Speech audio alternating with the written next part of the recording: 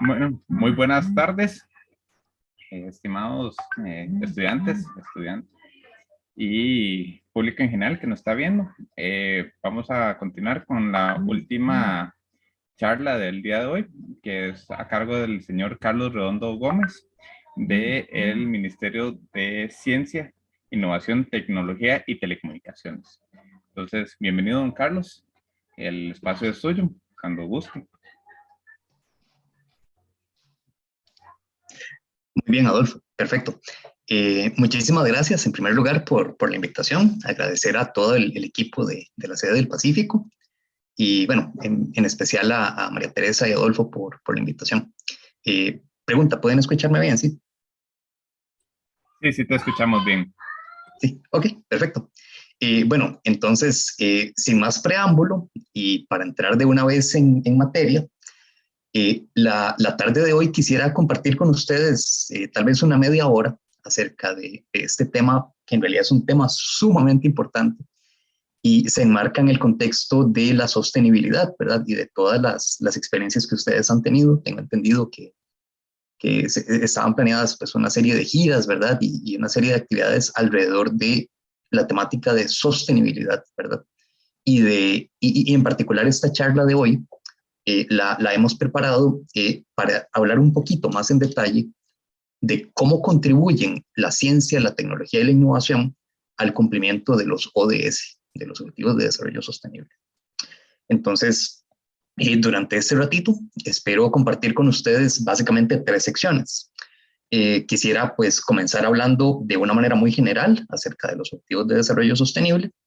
Luego, en una segunda parte de la charla, que está a la mitad, vamos a discutir un poco más en profundidad acerca de este aporte, de cómo contribuyen y en su vida profesional, cómo van ustedes a contribuir al cumplimiento de los ODS a nivel país, ¿verdad? Vamos a hablar de que realmente ya en el contexto global, ¿verdad? En el mundo globalizado donde estamos, ya los retos ya no son retos nacionales necesariamente. Y los desafíos que hay que resolver no son retos necesariamente de su comunidad en particular o de su provincia en particular o del país en general, sino que hay un enfoque a resolver desafíos globales. ¿Por qué? Porque hay temáticas que atañen a todo el planeta, realmente. Y el cumplimiento de los ODS tiene que ver también con cómo resolver esos desafíos globales. En particular, quería exponerles el caso de la Estrategia Nacional de Bioeconomía. En caso de que no la conozcan, pues la Estrategia Nacional de Bioeconomía es un caso que estaremos discutiendo en la segunda sección de la charla, previo ya al cierre. Entonces, espero poder capturar su atención en este ratito y, bueno, entremos de una vez en materia. Realmente los Objetivos de Desarrollo Sostenible, no sé si es de su conocimiento, pero los Objetivos de Desarrollo Sostenible forman parte de algo que los países que forman las Naciones Unidas acordaron en su conjunto y forman parte de una agenda en particular que se llama la Agenda 2030.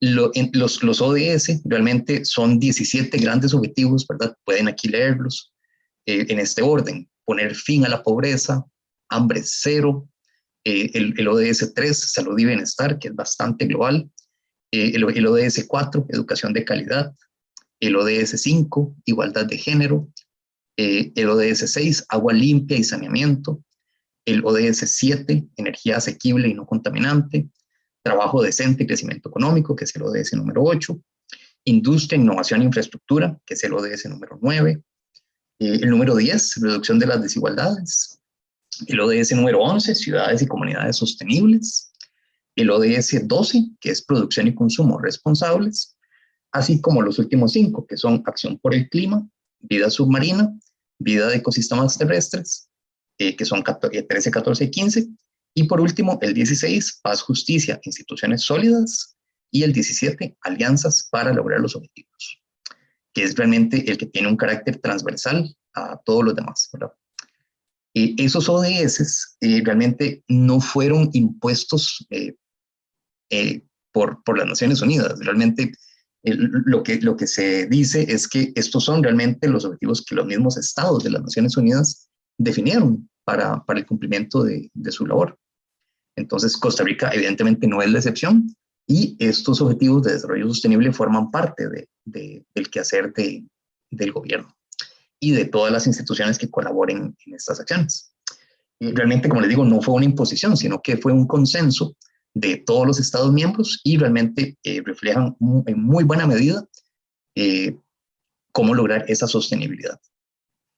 Y también es importante destacar que los ODS y en general todo el marco de las políticas públicas que definen los gobiernos ya han dejado de ser, digamos, esas políticas ya no buscan solamente el desarrollo económico, sino que también se busca el tema de ser socialmente inclusivos y estar dentro de los límites ecológicos. Realmente ya, y el gobierno de Costa Rica no es la excepción, ya todas las políticas públicas que, por ejemplo, se plantean desde los diferentes ministerios o los diferentes entes rectores, siempre contemplan ya no solamente el crecimiento socioeconómico, sino también la armonía con el ambiente y ese componente de sostenibilidad. Realmente el crecimiento económico y los desafíos sociales no son mutuamente excluyentes y eso se reconoce en muchísimos países. No sé si ustedes conocen lo que es la OCDE, la OCDE. La OCDE es la Organización para la Cooperación y el Desarrollo Económicos y es una organización que engloba las 38 economías con mejores prácticas en políticas públicas del mundo. Costa Rica es justamente el miembro más reciente de esta organización.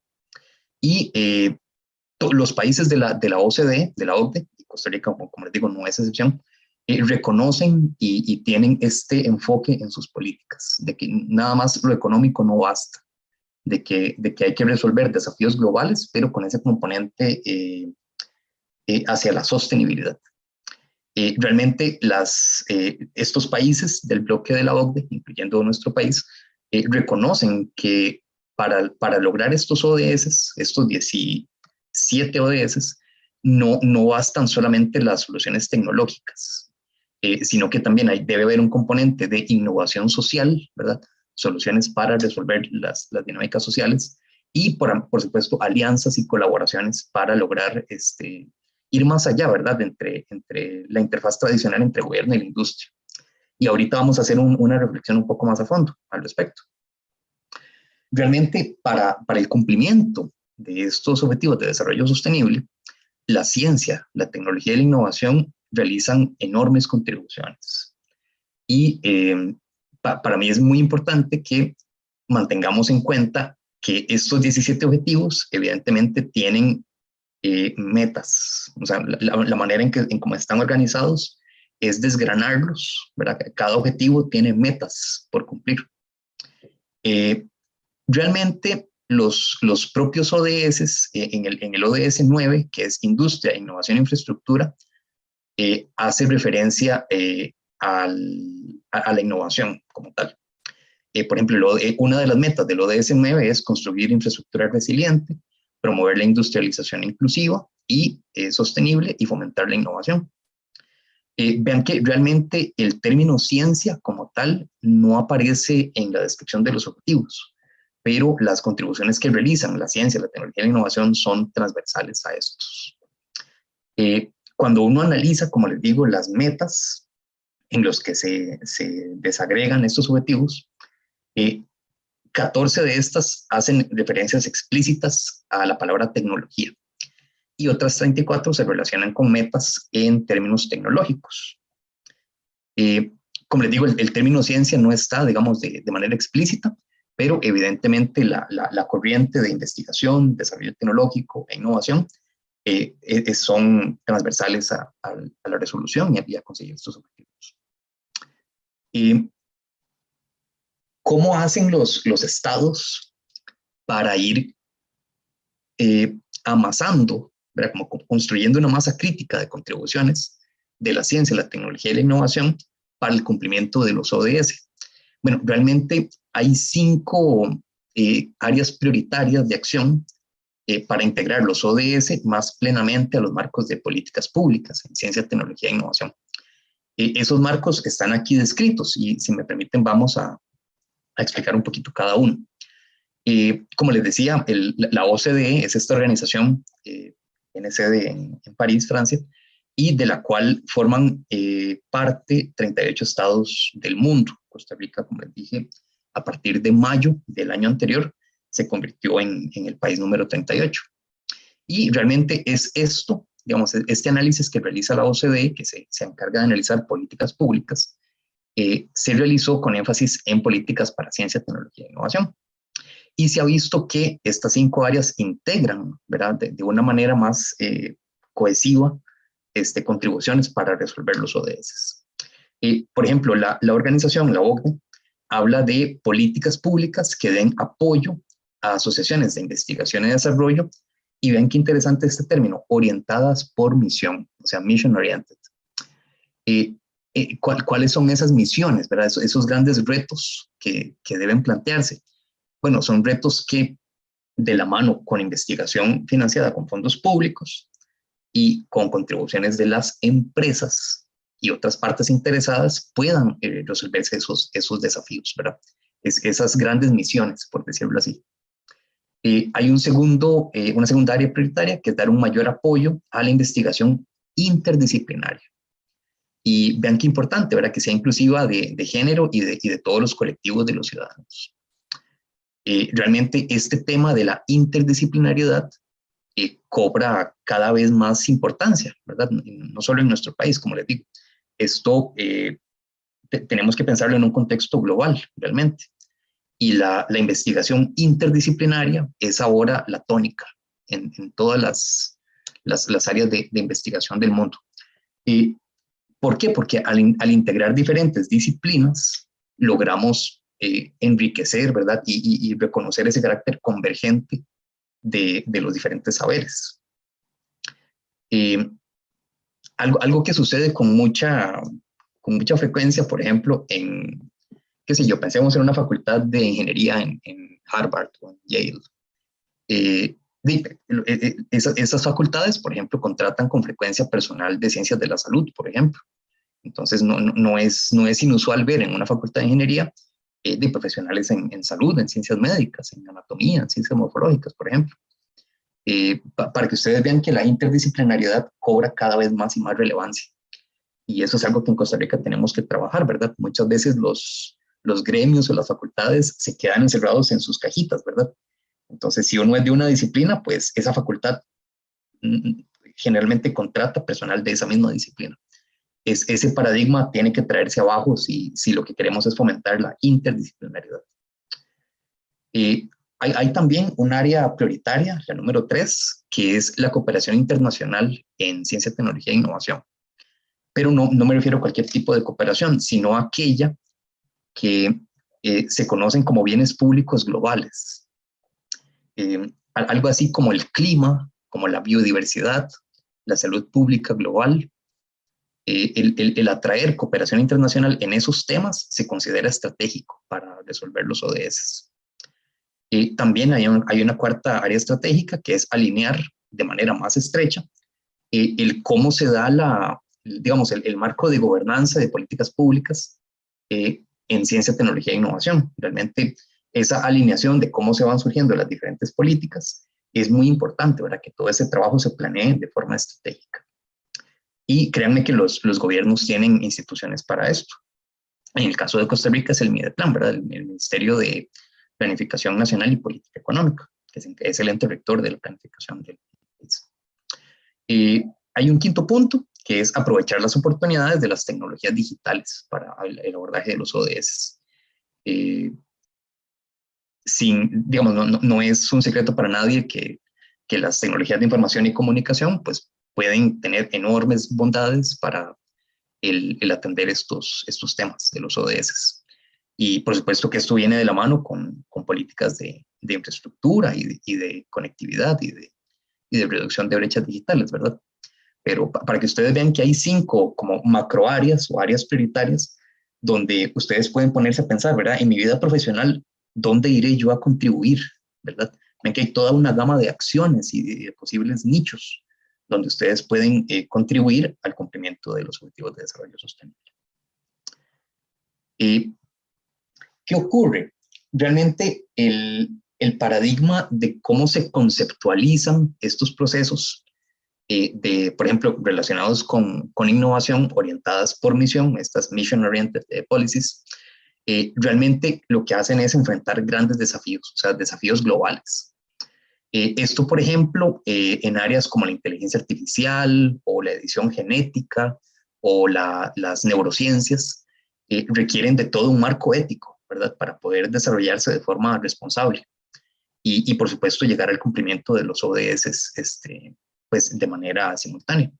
Realmente, en muchos de los casos, los desarrollos científicos y tecnológicos pues pueden avanzar más rápido que las regulaciones. Por ejemplo, el marco normativo o los marcos éticos para este tipo de tecnologías.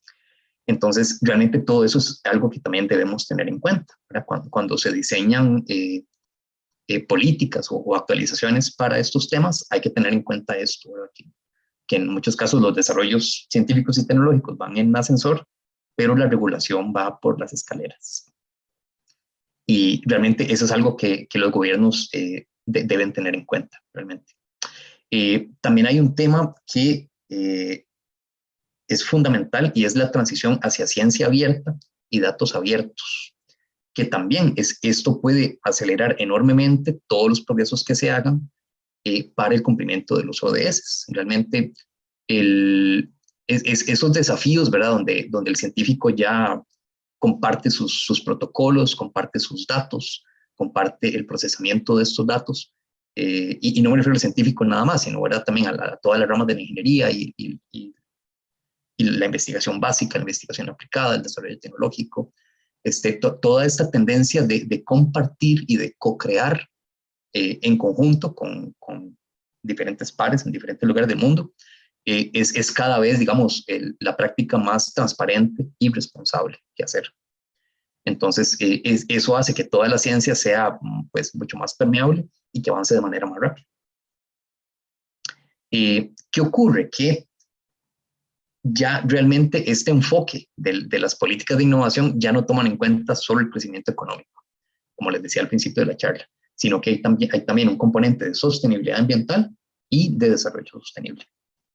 En eso, ustedes saben que Costa Rica es un referente mundial y afortunadamente se nos ha provisto de esa conciencia, ¿verdad? De sostenibilidad, del desarrollo sostenible y siempre de la mano con el ambiente, ¿verdad? De dejar de lado esa visión pues únicamente extractivista, sino empezar a regenerar y estar en armonía con el ambiente. Todo eso realmente, las políticas en ciencia, tecnología e innovación del país han ido pues de una manera muy responsable incorporando estos elementos.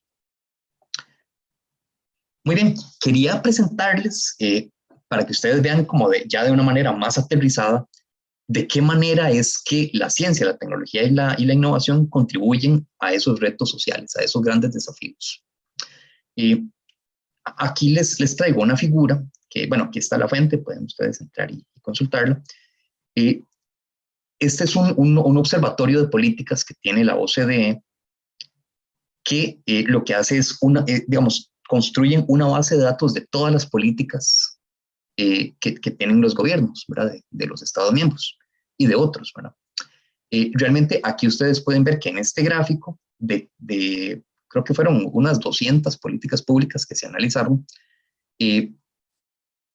las iniciativas en ciencia, tecnología e innovación pueden estar enfocadas en sostenibilidad ambiental. Vean que aquí en este caso representó el 25%, el 25.4% de las iniciativas.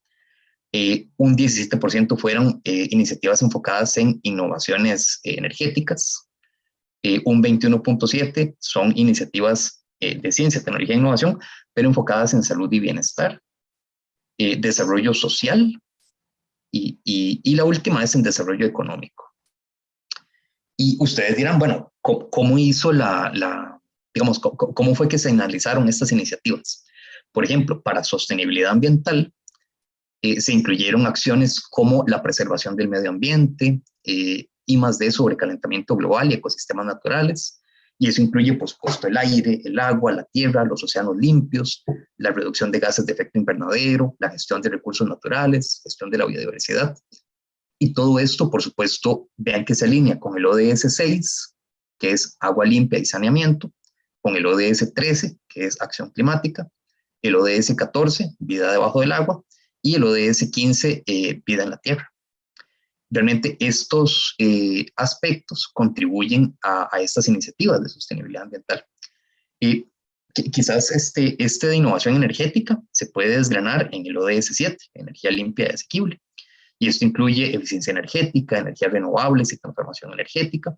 Y por supuesto, por ejemplo, incluye vehículos eléctricos y transporte sostenible. En salud y bienestar se contribuye al ODS 3, que es salud y bienestar. Y esto incluye, por supuesto, atención médica, prevención de enfermedades, vacunación, envejecimiento, promoción de la salud y el bienestar. Para que vean que todos estos aportes van contribuyendo, digamos, en muchos de los casos, pues de manera simultánea, con la resolución de estos retos globales, pero también hacen una contribución a los ODS. Por ejemplo, en desarrollo social, que podría parecer un poquito más amplio. Bueno, esto tiene que ver con el fin de la pobreza, con hambre cero, que es el ODS 1 y 2, el ODS 4, que es educación de calidad, el ODS 5, igualdad de género, el ODS 10, reducción de desigualdades, el ODS 11, ciudades y comunidades sostenibles, y el ODS 16, paz, justicia e instituciones sólidas.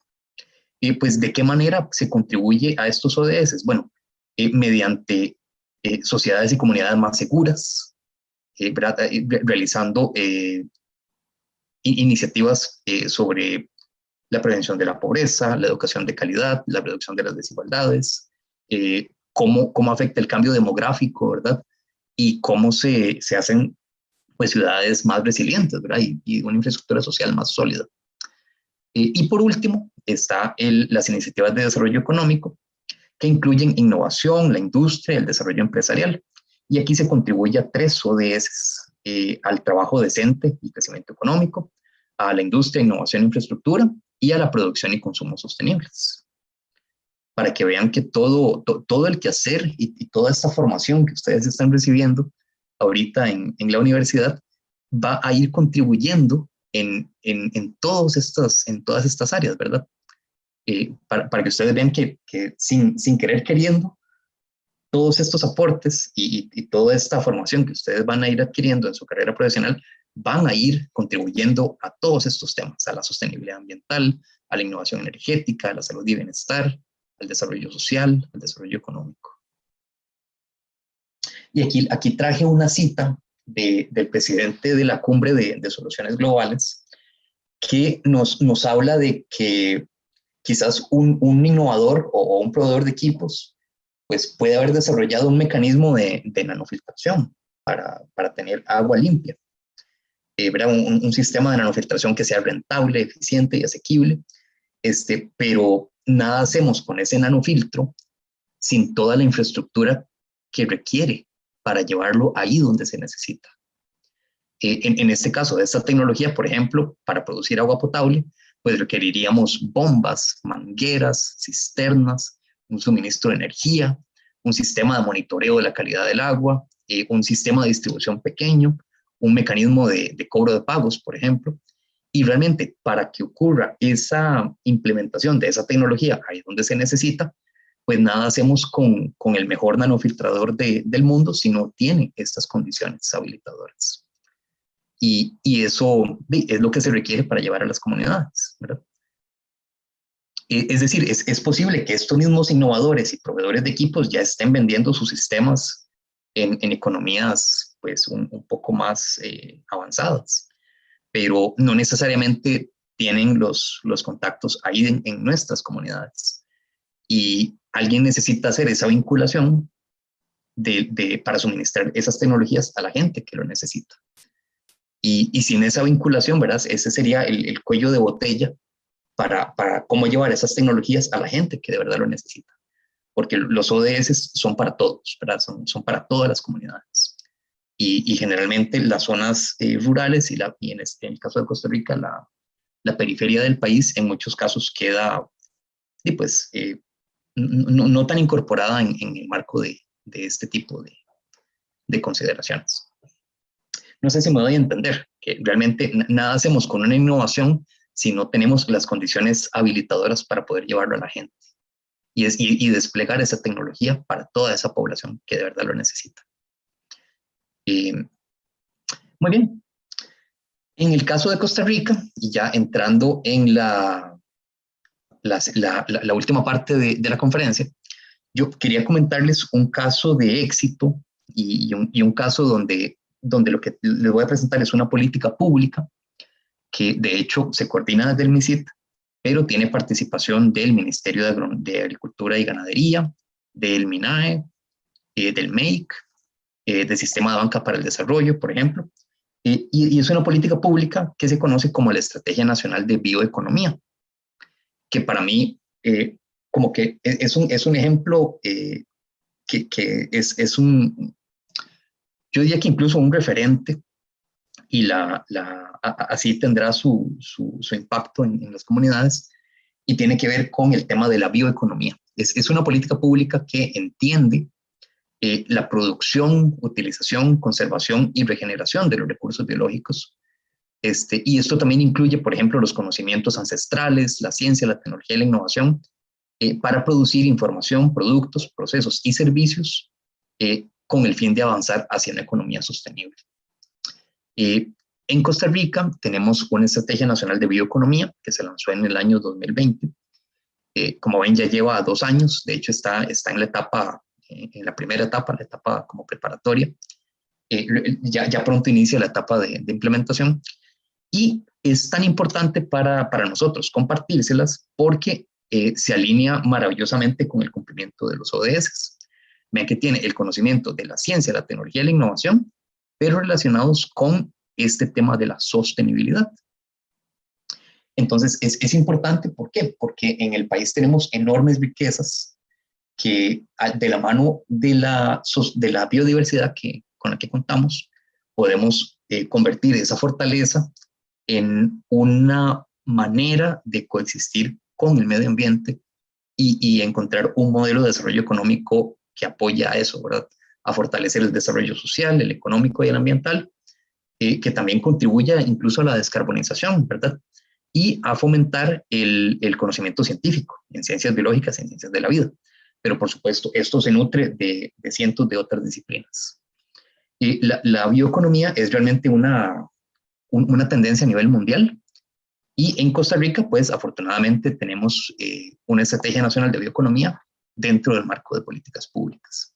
Como les digo, esta estrategia contribuye al desarrollo de los territorios, y aquí permítame hacer énfasis en este punto, porque la biomasa o las biomasas que se requieren para los recursos genéticos, para los recursos bioquímicos, incluso, qué sé yo, para generación de energía, ¿verdad? Ahí donde están esas biomasas no están necesariamente concentradas en un punto del país. Y eso permite pues llevar un desarrollo territorial ahí, a esa comunidad, a esa región, donde sea que esté disponible esa biomasa. No dejen de pensar en los ODS durante esta parte de la charla. Vean que esta puede ser una manera de llevar esos objetivos de desarrollo sostenible a las comunidades.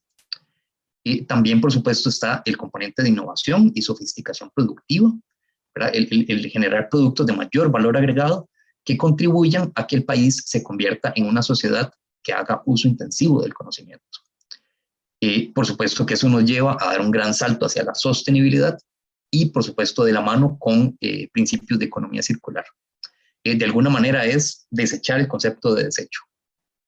Ya no existe tal cosa como un desecho o un residuo, sino que todo se incluye dentro de rutas circulares. Y por supuesto, como hablamos de recursos biológicos, el país presenta pues, grandes ventajas. Como les decía, la Agenda 2030 para el Desarrollo Sostenible está alineada con esta estrategia, y también toma en cuenta principios sobre la Convención de Diversidad Biológica, sobre el Acuerdo de París sobre el cambio climático, o bien la Convención de Lucha contra la Desertificación. Estos componentes entonces forman parte de la Estrategia Nacional de Bioeconomía y tienen esta ventaja, ¿verdad?, de que cimentan una producción sostenible. En realidad, todas las regiones del país presentan un potencial enorme para la bioeconomía y el uso circular de la biomasa y, por supuesto, el progreso biotecnológico del país. La estrategia cuenta con 5 ejes estratégicos y nada más a grosso modo, el primer eje estratégico es bioeconomía para el desarrollo rural, el segundo, biodiversidad y desarrollo, el tercero, procesos de biorefinería de biomasa residual, el cuarto es bioeconomía avanzada y el quinto, bioeconomía urbana y ciudades verdes. Para no entrar en demasiado detalle realmente por cada eje estratégico, cada uno de ellos reconoce que las regiones del país presentan cada una particularidades. Entonces, por ejemplo, bioeconomía para el desarrollo rural, tiene 3 grandes líneas de acción. Por ejemplo, producción agropecuaria sostenible y con descarbonización fósil. Luego, alimentos e ingredientes con valor agregado y atributos de diferenciación. Y por último, pesca y apicultura sostenibles. Ustedes dirán, bueno, quizás para este componente, quizás las regiones costeras presenten pues mayores ventajas que las regiones del interior del país. Por ejemplo, biodiversidad y desarrollo, que es otro de los ejes estratégicos. En este caso, lo que se pretende es potenciar los servicios ecosistémicos y el uso sostenible de los recursos de la biodiversidad terrestre y marina. ¿De qué manera? Bueno, con un alto valor agregado y con bajas emisiones de gases de efecto invernadero. Parte de estas acciones incluyen, por ejemplo, el bioturismo en corredores biológicos, el fomentar servicios ecosistémicos, sistemas de bioprospección y el desarrollo de aplicaciones digitales sobre áreas de conservación y la belleza escénica del país. Ven que todo esto, si ustedes van haciendo la matemática, se va alineando con los ODS de manera armónica, ¿verdad?, de manera holística. Si hablamos de biorefinería, bueno, ¿cómo se come esto? Bueno, la biorefinería entonces se basa en biomasas residuales como producto de partida. Y en este caso, producto de procesos agropecuarios, de procesos agroindustriales, forestales y pesqueros, se produce mucha biomasa residual. Entonces, el país está planteándose 4 líneas de acción en esa materia. Producción de biomateriales, producción de bioenergía, el conocimiento de esas biomasas residuales y, por supuesto, la producción de biomoléculas y bioproductos avanzados de alto valor agregado. Como, por ejemplo, qué sé yo, una proteína o alguna enzima que realmente esté en cantidades apreciables en alguno de estos residuos, ¿verdad?, de biomasa. También la estrategia reconoce que hay infraestructuras de investigación en el país que se enfocan en transformaciones en nanotecnología, en biotecnología. Entonces, para esta parte de bioeconomía avanzada es que se tienen en cuenta estos actores. Pero realmente es el potenciar esas sinergias y alinear las capacidades científicas del país con el uso sostenible de la biodiversidad. Entonces, aquí hay acciones, por ejemplo, para apoyar emprendimientos en las fases tempranas, ¿verdad?, de madurez tecnológica, como son las fases de pilotaje y escalamiento. También hay impulso al emprendimiento en nano y biotecnologías, o bien instaurar un clima de negocios favorable para el desarrollo de estas plataformas, ¿verdad?, de nuevos productos y servicios en esta línea. Por último, hay un quinto y último eje, que es bioeconomía urbana y ciudades verdes. Y aquí se plantean realmente 3 líneas de acción que van con una gestión sostenible de los desechos sólidos, con corredores biológicos interurbanos, como les decía al principio, y un diseño urbano bioinspirado, o sea, inspirado en principios, procesos y sistemas biológicos. Todo esto, como les decía, forma parte de la política pública y el incluir a la bioeconomía, por ejemplo, en el Plan Nacional de Ciencia, Tecnología e Innovación, se consideró estratégico. ¿Por qué? Porque esto incluye no solamente investigación, desarrollo e innovación, sino educación, comunicación con la sociedad, el acceder a nuevos mercados y, por supuesto, incentivos, financiamiento y un componente de inversión extranjera. Como les digo, esta estrategia ya está vigente, ¿verdad?, está corriendo y tiene contribución de diferentes instituciones. pero para que ustedes vean que estos 5 ejes que les acabo de comentar se alinean de manera ya sea directa o transversal con los ODS, con los Objetivos de Desarrollo Sostenible. Por ejemplo, en bioeconomía para el desarrollo rural tenemos hambre cero, agua limpia, energía limpia y asequible, vida debajo del agua, la vida en la tierra, por ejemplo. En el eje 2, que es el de biodiversidad y desarrollo, también apoya hambre cero, la vida en la tierra, y así sucesivamente, ¿verdad? Y vean que la manera en que en cómo se diseñan estas políticas de manera transversal, pues contemplan temas de reducción de pobreza, de igualdad de género, de producción y consumo sostenibles y por supuesto de acción climática. Pues cumplí mi palabra, 37 minutos. Espero haberles dado pues una perspectiva, no sé si nueva o fresca, de cómo conceptualizar la contribución de los ODS. Pero realmente el caso de la bioeconomía que les acabo de detallar, pues es un muy bonito ejemplo de cómo el país está trabajando ahorita en estos principios y en cómo la ciencia, la tecnología y la innovación contribuyen al cumplimiento de los ODS. Pues este es el material que les tenía preparado, compañeros, muchachos. Muchísimas gracias, Carlos. Muy interesante, de verdad, todo esto. En verdad, hacia el final, todo esto de cómo, bueno, me gustó mucho, me caló eso de desechar el concepto de desechos. Y es que sí, hay que comprender que efectivamente, o sea, hay muchas cosas que podemos considerar desechos que son aprovechables. Y claro está, bueno, la biomasa, que la biomasa realmente tiene muchas aplicaciones y no es tan difícil transformarla y aplicarla. Así como rápidamente me recuerdo, hace un tiempo estuve en un congreso de la Cámara de Industrias sobre energías renovables, donde nos expusieron el caso de éxito que estaban teniendo en Bridgestone, en Firestone, ahí que están utilizando pellets de madera, básicamente, o sea, serrín comprimido para alimentar las calderas y que habían tenido muy buenas características al respecto, en vez de utilizar combustibles líquidos.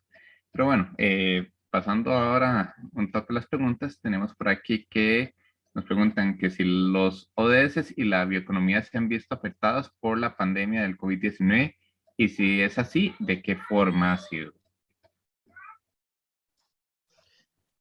Claro, claro. Bueno, realmente la pandemia ha tenido un efecto en prácticamente todas las actividades humanas, en primer lugar. Entonces, sí, de manera global, la respuesta es sí. A nivel global se ha visto afectado pues cuando uno desgrana, por ejemplo, los ODS y las diferentes metas, pues algunas han tenido pues una mayor afectación que otros, pero realmente creo que todavía se están haciendo esfuerzos para cuantificar ese efecto. Pero sí, definitivamente ha habido afectación. Ah, Y en el caso de Costa Rica, por ejemplo, nuestra Estrategia Nacional de Bioeconomía está todavía en la etapa donde se generan alianzas y la etapa, digamos, donde se prepara lo que viene, ¿verdad? Entonces, el teletrabajo no ha impedido pues, la generación de esas alianzas, ¿verdad? Y las diferentes coordinaciones que hay que realizar. Entonces, yo diría que desde el punto de vista de la bioeconomía, el trabajo ha venido haciéndose y sin, digamos, sin un impacto mayor, pero pudo tenerlo, definitivamente. excelente. Ahora que mencionabas de nuevo este tema de bueno, de la utilización ¿cómo se llama? De la tecnología para el desarrollo agrícola, me recordé de un proyecto que se estuvo desarrollando hace relativamente poco, que creo que era con el MISIT inclusive, que era de agricultura de precisión. Estábamos hablando ya de agricultura 4.0, me imagino que en la línea de la industria 4.0 que tiene que ver con todo lo de IoT, del Internet de las Cosas. Entonces, sí, es un tema que tiene mucho potencial, hay mucho futuro y dice, hay que aprender a aprovechar los recursos que tenemos de la mejor manera. Una consulta, don Carlos. Está muy interesante lo de la economía circular, etcétera, y que se inclina por la parte de agronomía y mencionó la parte también de la pesca aquí en la región. ¿Existe dentro del MISID algún proyecto que esté vinculado con alguna zona costera, ya sea Guanacaste, Punta Arenas o Limón, donde se estén tratando de desarrollar algún proyecto plasmado para potenciar la bioeconomía en estas zonas? Sí, muy buena pregunta. Lo que puedo hacer en este momento, porque no lo tengo ahorita presente, les invito a entrar al Observatorio Nacional de Bioeconomía. Este es un sitio web, ustedes lo ponen en Google, ahí ponen bioeconomía.go.cr y ustedes ingresan a un sitio web que tenemos para monitorear todos estos productos y estos procesos y estos proyectos. Entonces, yo le diría que con bastante certeza debe haber más de uno y de hecho es muy importante que estos proyectos cuenten con un componente no solo del sector público y del sector académico, sino también de las industrias, de las empresas. Y en este caso el sector productivo también ha generado pues alianzas para la estrategia de bioeconomía. Definitivamente el uso de estas biomasas, ¿verdad?, para los diferentes propósitos es fundamental y el país ha tenido pues avances en esa materia. Pero les invito a entrar a el Observatorio Nacional de Bioeconomía, donde pueden incluso encontrar un listado de más de 50 empresas que están pues, trabajando en iniciativas de bioeconomía.